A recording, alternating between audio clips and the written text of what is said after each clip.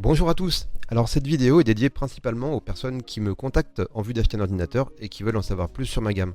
Alors je la laisse en public, comme ça si vous tombez dessus par hasard, on sait jamais si ça peut vous servir. Donc on va faire simple et on va faire court. Pour ceux qui tombent par hasard sur cette vidéo, je suis Julien du site ordinateur avec un s-secondemain.fr, site sur lequel je propose des ordinateurs d'occasion reconditionnés qui sont simples, efficaces et prêts à servir des réceptions puisqu'ils sont déjà configurés. Ils sont équipés soit de Windows 11, soit de Linux, et dans les deux cas, ils sont déjà configurés et donc prêts à servir. Allez, aujourd'hui je m'arrête là pour la pub, on n'est pas là pour ça, et ceux qui tombent dessus, il y a tout ce qu'il faut en description.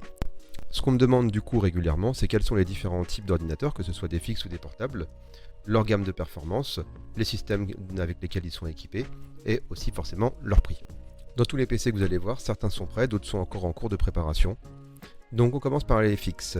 On peut voir qu'il y a des tailles, ce qu'on va appeler standard, des modèles qui sont plutôt réduits, et il y a aussi les mini PC qui sont top pour prendre quasiment pas de place sur un bureau. Attention, la taille d'un ordinateur ne reflète pas ses performances. Un petit PC peut être aussi puissant qu'un gros et inversement. Concernant les PC portables, c'est pareil, principalement ça va être du 15 pouces, c'est le standard qu'on trouve partout, le 14 pouces si on veut quelque chose de plus compact. Au niveau des systèmes, j'ai fait le choix de proposer uniquement des ordinateurs qui soient fiables et durables aussi au niveau de leur système.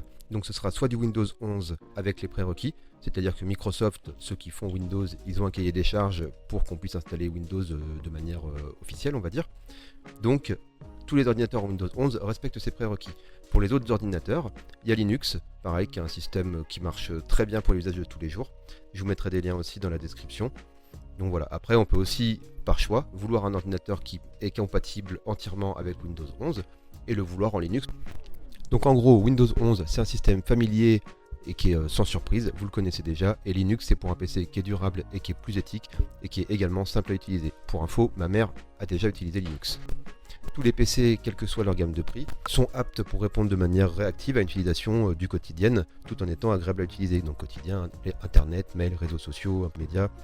Voilà, bien évidemment, selon la gamme de prix, ils seront plus ou moins réactifs et plus ou moins performants. Je vais vous parler des gammes de prix, mais avant ça, si vous pouvez, prenez juste un petit instant pour liker la vidéo si elle vous plaît, vous abonner à la chaîne, c'est 3 fois rien, mais moi ça me donne un coup de pouce pour me faire connaître, donc quel que soit le biais par lequel vous arrivez, si vous le faites, c'est top, merci bien. Maintenant, je vais vous parler un petit peu des prix, parce que ça c'est quelque chose aussi qui va vous intéresser.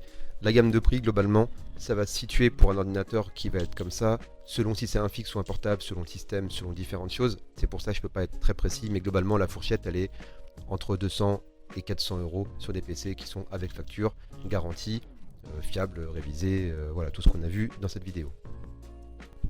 Ça peut m'arriver ponctuellement de pouvoir proposer des ordinateurs qui sont un peu moins chers, comme à l'inverse, je peux avoir des choses plus performantes qui seront un peu plus chères, et notamment les PC gaming qui eux seront au-delà de cette gamme de prix et seront plutôt entre 450 et 550 dans ces eaux-là.